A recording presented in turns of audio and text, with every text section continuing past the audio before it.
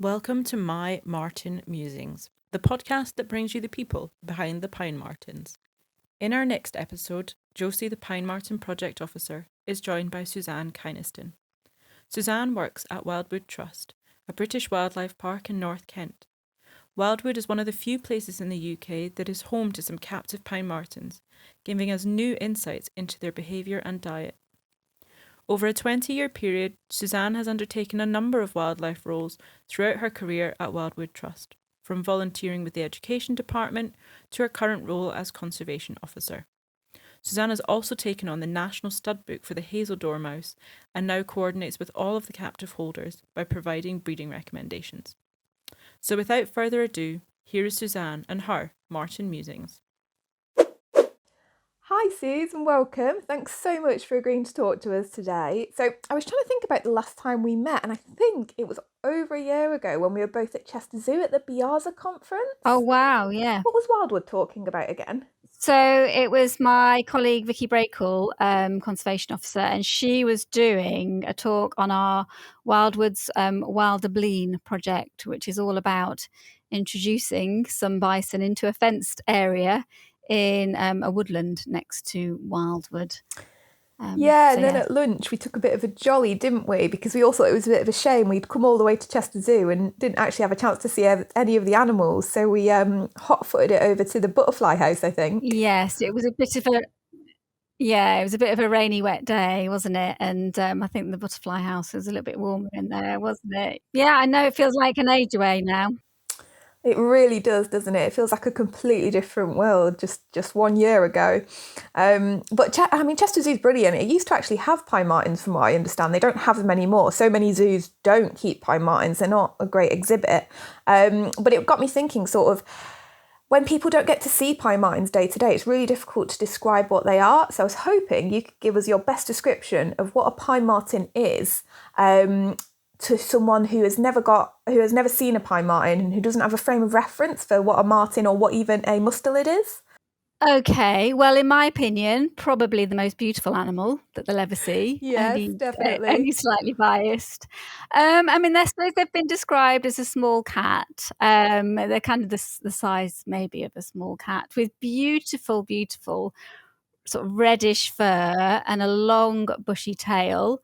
So arboreal, like to live in trees, have amazing adaptations for climbing in trees, and just charming, charismatic, amazing animals, I think. And their old country name was Sweet Mart because their scats are meant to smell sweeter than its cousin, the polecat, which was known as the foul mart. So yes, sort of nice smelling animal as well. I can confirm they do smell quite nice. Sweet Mart is definitely the best way to describe these animals. So then, Suze, what's your background with Pine Martens or with ecology? So basically, I suppose I got my degree back in the 90s now. And then, so that was a biology degree. So that's when I kind of discovered the family of mustelids and realised that I wanted to sort of find out more about them. And then I actually started working at Wildwood in the year 2000, so sort of going back 20 years now. And they had Pine Martens here. So my job didn't directly relate to the Pine Martens. I was education officer, so I just got to sort of tell people about Pine Martens and show people Pine Martens, and then in kind of my spare time, I would spend time with the Pine Martens because we were trying to get some of them sort of hand tame. So I was sort of going in the enclosures and just getting to know the animals a little bit more. Yeah, because that was one of the reasons we were so excited to have you talk to us today, because your experience with Pine Martens is so different to what mine and Kat's and the other people who we've interviewed's experiences are. You know, you actually get to see Pine Martens day after day. I think me and Kat can count on one hand the amount of times we've actually got to be up close and personal with Pine Marten, but you guys get to see all of this exciting behaviour in the flesh. So I was hoping you could tell us a little bit more about the Pine Martens you have at Wildwood and what the plan is for that population. So at the moment, what we'd really like to do is kind of expand the captive breeding population, or the captive bred population, I should say, because there is some interest now. Obviously, there's been your project and the project in Wales for translocating pine martens, and obviously, those animals have come from Scotland. They're wild animals. That have been moved, and of course it's not an infinite population, and it's possible that the captive animals may be released. There is a project in Wales at the moment where they've released some captive animals, and there has been success sort of over 6 months on. We know definitely that 3 of the 4 animals are definitely still alive, and I think what we'd just like to do, so we're not thinking about kind of reintroducing pine martens ourselves at the moment, but what we'd like to do is make sure there's a good kind of national population of them in other zoos around the country, and not just at Wildwood. And we have just recently got on board with the New Forest Wildlife Park, and we're going to be helping them kind of manage the stud book, and also looking to source kind of new pine martens, so we can really expand the population, the captive population. Yeah, that's really exciting, because something that comes up again and again with marten conservation, and indeed mustard conservation actually, is that this is a group of animals that is just so understudied. We know so little about them, and so many of these animals are shy and elusive, especially in the case of the pine marten. They come out at night. We just never really get to study their behaviour. But you over at Wildwood, you have this really unique opportunity to see these animals and to see them in a way that we never get to see them in the wild. And you must learn quite a lot of interesting things about their behaviour. So I was wondering if you could tell them a little bit more about that. What have I learned? I think, well, the thing about having a captive population is that it's great to have, for researchers to come to Wildwood and learn about the animals, that we have, because as you say, they're so elusive and difficult to study and even find in the wild. So very early on, actually, we had Johnny Burks here from Vincent Wildlife Trust, and he was testing the Vincent Wildlife Trust box design on our captive animals, just to see, if the animals would use them and like them. And so it was good for him to find out, yes, our animals did use them, and our current box design is kind of based on their design now. So that was something that we kind of learned from them. And then also quite early on as well, there was some scientists from the Waterford Institute, and they were very interested in pine marten genetics. And what they were doing was actually they wanted to study pine martens in Ireland with hair tubes. So that's when you have a kind of a fairly narrow, something like a drainage pipe, something like that, with sellotape sort of on the top, something like sticky tape, and then the pine marten would sort of run through, and the tape would capture the hairs, and then you can study the DNA from the hair follicle. And what they wanted to find out from our animals was what was the best bait, the best lure for them to go through the hair tubes. And so they were trying the things that the pine marten, we know pine martens have got a sweet tooth. So they were sort of trying jam and peanut butter. And they kind of worked sort of fairly well. And then I think somebody had the bright idea to order some mink anal scent gland from the internet. Apparently that's a thing that you can do, would you believe? I am well acquainted with this horrible substance. I didn't realise I had you to thank for this. And so we opened it. I think somebody opened it in the cafe initially, and emptied that out quite quickly, because the smell was so bad. And then we were worried then, because we thought, shall we put this in with the pine martens? How are they going to react to it? Is it going to freak them out if they think, there's a mink or another mustelid in their enclosure? But we decided just with a tiny bit, just to give it a go, and they absolutely loved it. We were, they were kind of rolling around in it. They were so excited. buy it. So you've actually used this then, Josie, have you? Yeah. Funnily enough, it's actually really hard to get your hands on these days. I'm not sure if yours was the same, but we had to order ours in from America, and the customs laws have changed over the last few years. And now, because it's got animal derivative in it, it's actually you can't import it anymore. So it's so difficult to get your hands on.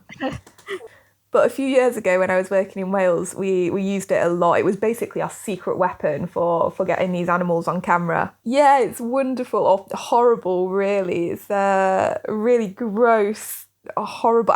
Paste, I suppose, is the best way to describe it. Gelatinous goo.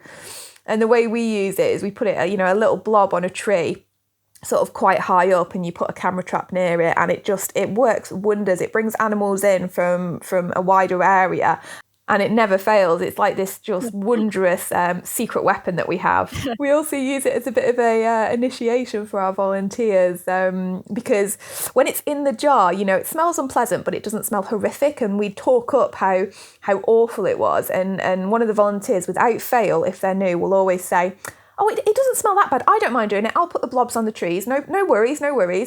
And you hand over the jar, and then just their faces as they crack open the jar and realise that they have to put their face quite close to it is just hilarious. And if you're unlucky enough to get some in your hair or on your clothes, you just have to burn everything. The scent sticks around through washing machines, through, stain remover. It is horrendous. You just need to get rid of anything that you've been unfortunate enough to get it on. It is truly disgusting. We keep ours in a shed outside. I can't even imagine the stench if you were to open it inside a building.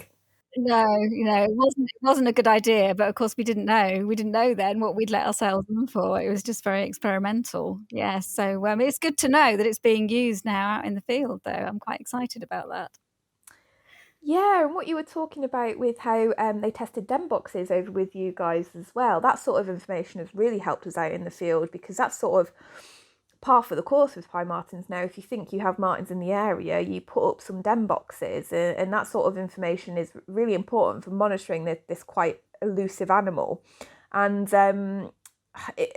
den sites is something that Pine Martens are really suffering for. Habitat loss is a huge contributing factor to their decline, and the fact that they're not recovering as well as they could. They really need these cosy, safe, arboreal denning areas that they can feel, secure in, and that they can raise kits in. So it's great that you guys had a hand in helping us develop these. Yeah, no, it is a really good tool, isn't it? It's a good sort of mitigation tool to help Pine Marten recovery in the wild. Absolutely. So more recently, Pine Martens have become a little bit more mainstream. I'm not sure if you've seen his Dark Materials. The BBC One drama features a Pine Marten quite heavily as one of the main characters. And from what I understand, the Marten that they computer generated for that series was actually made from real photographs and video footage of a real Pine Marten, which is why it looks so realistic. And I'm just wondering, with Wildwood being one of the few places you can actually see Pine Martens in the flesh, if you've had any interest in people filming them? We tend to keep the Pine Martens away sort of from the film crews, because they're quite a sensitive animal, especially during the breeding season, because we have got, we're hoping to have a breeding pair this year. And so we kind of want to, obviously they're a sensitive animal, and we don't want to kind of get into the, into the enclosure if especially if they're trying to breed, or if she's maybe pregnant or waiting to implant, because of course Pine Martens have this delayed implantation, don't they? So they kind of breed in the summer months, but she doesn't actually implant the embryo until actually sort of this time of year. So there's kind of a long period of sensitivity, really. But yes, we certainly have. There's lots of interest in sort of the different projects that we're doing at Wildwood, and there's sort of quite often film crews here to find out about those projects. Yeah, because how many Pine Martens do you have over at Wildwood? So currently we've got 3. So we've got Oban, and we've got Iona, and we've got a younger female called Boost. So it's Oban and Iona that we're hoping Iona is pregnant. And we've actually I say we don't film them. We actually have put a camera in their den box. So we're hoping to actually capture the actual event, because this did happen about three years ago. For our last breeding pair, we managed to actually have a camera in the den box as our female Whisper gave birth, and I think it was the first time that footage like that had been, actually captured. So we were all very, very excited about that, because normally the little kits, they don't come out of the den box until they're sort of 2 months, maybe 3 months old. So we don't get to see them normally until they're a little bit bigger. So it's really exciting getting to see them, at such a young age. And yeah, great that she wasn't bothered by the camera actually being in the box. But that was installed right at the beginning of the year, so it would, not have disturbed them too much. I remember seeing that footage and just being absolutely fascinated, because like you say, we just never get to see that sort of secret side of the Pine Martens' life, because Pine Martens tend to move dens most nights in the wild, and we sort of know that our population over here has given birth if they sit still in the same den site for several weeks. And when they've got their radio collars on, we sort of track them, and if they're not moving around, we've got a good inkling that they've got kits in there, and then under license we can go and have a look in the dens. But we're looking in the dens when the kits are around 6 weeks old, so when they're sort of fully formed Pine Martens by then, we never get to see them when they're sort of tiny little furry slugs. And that footage was just unreal that we saw from Wildwood, so I'm really excited that we might get some more of it this year. Yes, and of course we don't know that she's pregnant. That's the other thing. We don't know that she's pregnant, but we've got all our fingers and toes are crossed that she is, and we're going to have some little Pine Marten kits this year, because we'll all be very excited about that. Definitely, it's a real insight into their sort of secret little life.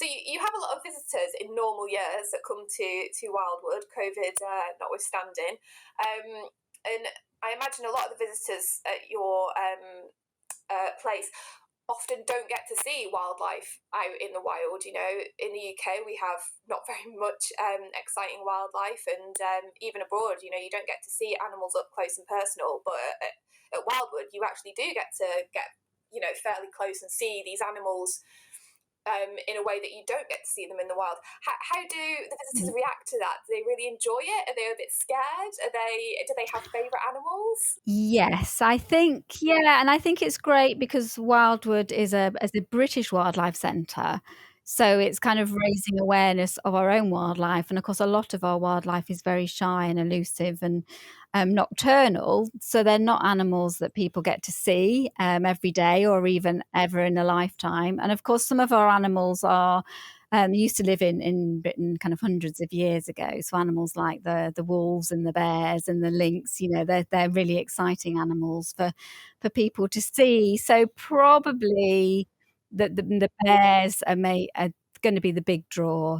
People love to see the brown bears, and they're such characters, and they're great fun. They're just so kind of playful and funny, and just people, visitors will love those animals.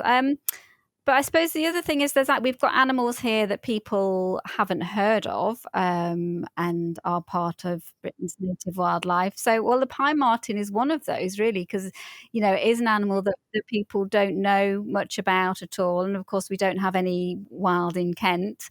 And then the Pine Marten's cousin, the polecat. We get children coming, school visits to Wildwood, and the kids are sort of come running up. Oh, a polycat! What's a polycat? They've got no idea about this animal. So I kind of feel that Wildwood plays a really important role in just raising awareness and saying, well, look, these are our animals, that we need to look after. And if people don't know about them, they don't know that they need to care about them and need to look after them. People obviously know about the plight of tigers and rhinos and elephants, but our own wildlife, water voles, wildcats, these are, critically endangered animals and dormice. And we do run captive breeding and reintroduction programs for some of those kind of rare animals as well, including the red squirrel, which has a sort of quite a nice relationship with the pine marten, as we're discovering, aren't we? The pine marten's relationship with the red squirrel. Hopefully that's kind of a positive relationship. Yeah, because I would say that was one of the things that I think that Wildwood is fairly famous for. I certainly heard of you through your red squirrel work, red squirrel breeding and research that you were doing, and also the dormice. That's how I first got to know about you guys. I had no idea that you had things like pine martens and wolves and bears as well until I sort of got to know you personally. What is the red squirrel work that you're doing at the moment? So that is being spearheaded by Judy Dunn, who's our senior keeper, and she has worked very closely with the Welsh Mountain Zoo and Craig Shuttleworth at Bangor University, and they have been releasing red squirrels onto the island of Anglesey previously, and then more recently into areas of North Wales like Llaclaenog. And that project has been massively successful, and the red squirrels have done really well and taken off, so much so that they don't need any more of our red squirrel babies at the moment. So we're just at the moment we're just kind of ticking over with our red squirrels, with our breeding. How brilliant is that, though, that you've done such a good job that you've sort of made yourself obsolete, really? You've done, the red squirrels are doing so well and thriving now that you've sort of done your job and sort of can cross it off the list. That must be a really exciting feeling for you guys. Absolutely. Once you know the animals aren't needed anymore, I mean that's sort of fantastic, isn't it? And hopefully, because they're successfully breeding out there and the numbers are increasing, and hopefully it will stay that way. Yeah, it's a sort of similar feeling sort of over in Wales where I used to do a lot of work now. It's that these animals, they're sort of doing their own thing. They don't need any more help from us. The pine marten population there is quite happy. It's breeding on its own. It doesn't need any human intervention. And I think that should at least be the overall goal of conservation in the UK, is that they can just tick over and not need any more human management or human intervention. Absolutely. Yeah. I always feel with captive breeding, it's not the first port of call for conservation, and it should just be used, as a kind of a backup where necessary. And always the priority should be, trying to conserve the animals in their natural habitats, and just do, the reintroductions where it's absolutely necessary. So we've talked a lot about the different animals that you've got over at Wildwood, but what is your favourite animal that you've got at Wildwood and why? Well, Josie, I think you know what I'm going to say about that. So yeah, obviously the Pine Martens are a favourite of mine, but also mustelids generally, the whole family really. So the otters and the badgers and the stoats and the weasels and the polecats and the polecat ferrets as well. And I just think with mustelids as a family, there's just there's an intelligence and there's curiosity about them. I always feel, particularly with stoats and weasels, if you see an animal like that in the wild, and if you're, normally it's kind of, they're darting across, the road, or maybe if you're out on a walk, it's across the path in front of you. But what I found is that if you're really, really still and quiet, quite often they might come back, and it's like they're kind of sussing you out as well. It's I don't know, it almost feels like a two-way thing. And there isn't, with a lot of animals, of course, there's an indifference to humans, but with mustelids, I don't know, I feel like there's a little bit more going on. And they're so adaptable, and of course they fill almost every kind of ecological niche, don't they? Because the badgers are the burrowers and the otters are swimmers, and then you've got the pine martens, kind of the arboreal version. So yes, so yeah, the group as a whole are definitely kind of a favourite of mine. I mean, I'm very biased, but of course, I just find Pine Martens absolutely fascinating. And I often tell people as well that one of the reasons I find them so intriguing to sort of study is that they do have distinct personalities, even in our wild animals that we don't know sort of intimately. You can tell these different animals just behave completely differently to the same stimulus. Some animals are really bold, Yeah. are really shy and retiring. Some genuinely are, a little bit cheeky. Do you find that your Martens over at Wildwood have these distinct personalities? Yes, absolutely. And Holly Wetherell, our senior keeper, could tell you a lot about that. She works very closely with Oban, the male, and he is on the bold spectrum, certainly, and he will come over hand feed, whereas his partner Iona is very, very shy. And there was a Pine Marten that we had, he's no longer with us, called Poop. And he was my particular favourite, and he was, much braver than the other Pine Martens we had at the time. And I used to go in with him and hand feed, and I used to sort of give him an egg, and he used to get very, very excited about the fact that I'd given him an egg, and he would kind of run off with it, and he'd have it in his mouth, and he didn't break it. And he'd kind of run around, and of course his thought, I think, is, oh, right, I want to cache this, I want to save it for later. So he's going to go and find somewhere to hide it. So he'll run around the enclosure and sort of hide it in his den box, and then think, oh no, I don't want to put it there, and then sort of take it out of there and then run around and try and put it somewhere else, which was quite funny to watch. And then something else that I used to do with Poop was something that we used to call chick on a stick. And that was basically, it was a kind of, enrichment for the animals. And so instead of, because obviously we feed the Pine Martens sort of day-old chicks, which is a byproduct of the egg industry, the males. And so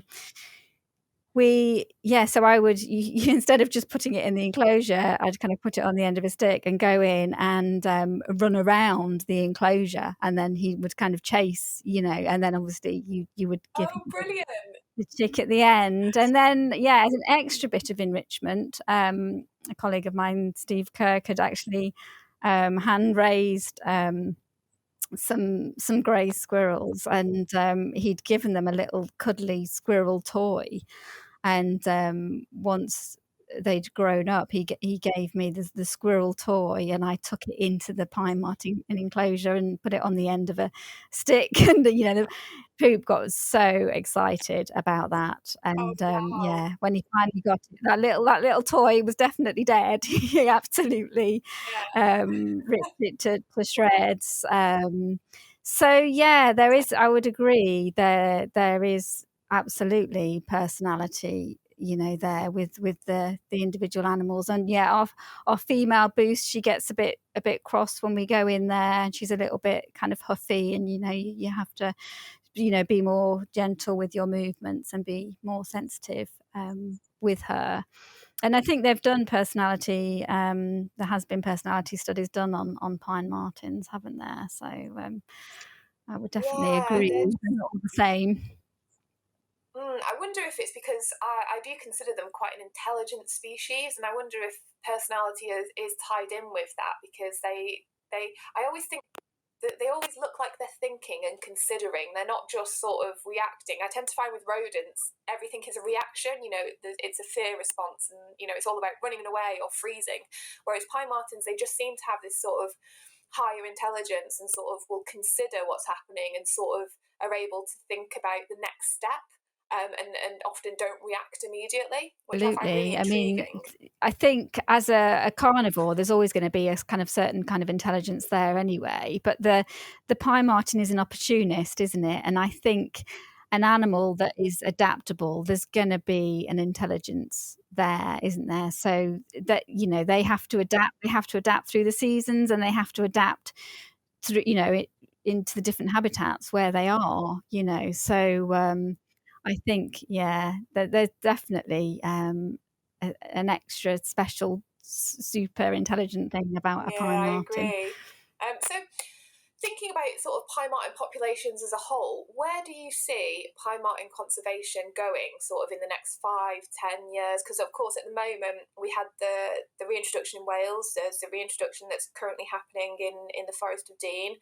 There's people like yourselves breeding captive martens, releases up in North Wales, and there's a lot of talk about more releases in southern Britain.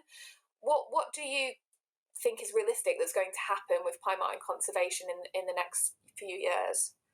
Well, I think, I mean, these reintroductions are absolutely fantastic. And I think if they are managed as well as the Wales reintroduction has been, and the Forest of Dean reintroduction has been, then that is probably, the best way forward for pine marten conservation. Of course, I think protecting habitat has to go hand in hand with that, and also creating habitat. We have to make sure that there is space for pine martens. We have to give them that space and allow them that space, and really connect the areas where pine martens are being released now. We have to think of ways of how can we connect the Forest of Dean, with maybe southern England, if that's where, the next pine marten release is going to be. How can we do that? And also, I think, as I was sort of saying before, I think if we can increase the number of captive pine martens that we have in the UK, then I think that can help play a part in pine marten conservation. Absolutely. Yeah, I agree. I think it's we've got to think wider and sort of think there's no easy sort of step for making sure that pine martens are resilient for the future. I think it's a lot of things working in tandem that are going to make sure that this beautiful elusive creature continues to thrive in the UK, and particularly in southern Britain, where it's been absent for so long. And I think it's very important that we understand that reintroductions aren't the be all and end all, and it's other things like captive breeding, it's protecting habitats, it's everything you've talked about really, Suze, making sure that it all plays a part, and it all gets sort of equal recognition and equal funding to make sure it all happens sort of as it should. Yes, absolutely. And I think the story of the pine martens and the red squirrels, if we can, if the conservation of both those animals can be joined up, as it were, it should, and then you're creating habitats and creating space, hopefully, for other wildlife, so that it's a kind of win-win situation, for everything. Yeah, speaking of other wildlife, we were asking everyone really what else they're excited about, sort of beyond pine martens. What else that's going on in UK conservation at the moment are you very excited about? What do you feel quite passionate about? I think there's a kind of, just generally speaking, I know since the lockdown, it feels like there's been a resurgence of interest in wildlife and in nature. So it feels generally that people are more on board with this, and the whole idea of kind of rewilding or wilding, if you like, that as a general concept, and what's happened at NEP, is just absolutely fantastic. I think 20 years on from the beginning of that project, they're now really, really beginning to see, to reap those benefits. And I just think, maybe not having an end goal always, just wait, letting kind of nature take over again is exciting. But I should also mention, of course, Wildwood's projects, which I'm very excited about as well, which is the Wildebleen Project, which my other team members are kind of more closely involved with. But it's essentially, and we're in collaboration with Kent Wildlife Trust. Introducing sort of European bison into the Blean woodland, and then also I'm involved in a project for the red-billed chough, which used to be quite numerous in Kent and nationwide, and it's now we no longer have them in Kent, so we're looking to reintroduce them to Dover to get them back on the White Cliffs again, and I'm very involved with that project, and we're hoping to have that sort of up and running and the birds released sort of next summer. So of course I'm very excited about that. That sounds absolutely fascinating. Well, thank you ever so much for talking to us today, Suze. I really appreciate it. Your sort of breadth of knowledge, which is so different to myself and everybody else we're talking to, has been really fascinating. And I'm very hopeful that at some point soon we'll be able to have a little trip down to yourselves and actually get to meet Boost and Oban and all of the other animals in person. Absolutely. I can't wait. I can't wait for that to happen. Thank you for joining us for our short podcast series. For more information on Project Pine Marten, visit the Gloucestershire Wildlife Trust website or follow us on Instagram and Twitter at @GlossWildlife. We will be back next time with more Marten Musings.